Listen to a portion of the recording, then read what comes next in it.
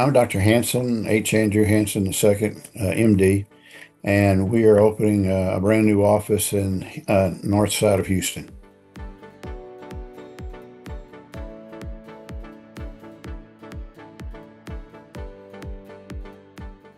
Varithena is an injectable foam comprised of a liquid phase and a gas phase, which is about 65% oxygen, 35% carbon dioxide. And the nice thing about it, you get a uniform foam or bubble size, so it makes it highly effective. And the other thing that I've been impressed with is that it travels very well in the vein to sclerose or close the vein.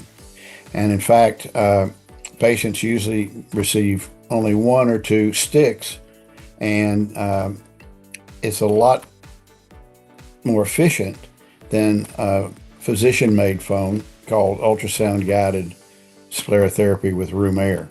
So I've been very pleased with it. It's very well tolerated. It's safe, and it saves the patient a lot of unnecessary sticks. It's just, I think, great technology and a great adjunct to our armamentarium of vein care in the office.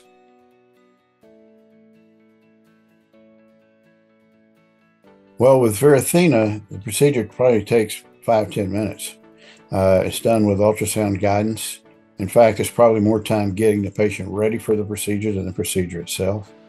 The patient can really return to normal activities right afterwards. I just tell patients not to do anything that requires them to strain, like lift heavy loads, or if they're farmers or ranchers, don't go lift a bale of hay, and just be active, but do plenty of walking.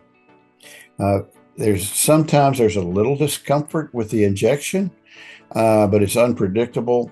In my experience, if the vein that we're closing is close to the skin where all the nerves are, that tends to more often than not create a little bit of a reaction, but it's transient. It lasts just a matter of seconds.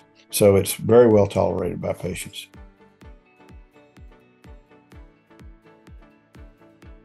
Oh no, the patient's wide awake. I numb up the skin with a little local before we put the catheter in the vein, and then we inject the Varithena after we take it from its canister.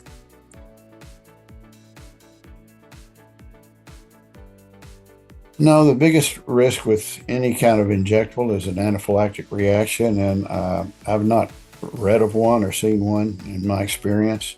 You might have a little redness or tenderness, but that goes away. So it's highly safe. The other thing is, since it's oxygen and CO2, there's no real chance of what's called a gas embolism, like air, that would go through a hole in the heart that some people have called a patent foraminal valve and cause a migraine or stroke or issue like that. So it's very well tolerated and very safe. Well, it's very effective and efficient, but it takes a while for those veins to scar down. And I get asked that question a lot, and I tell patients basically it depends on how fast you heal.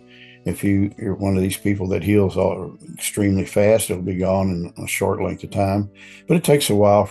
In fact, the bigger the vein, the longer it's going to take for it to finally scar down and disappear.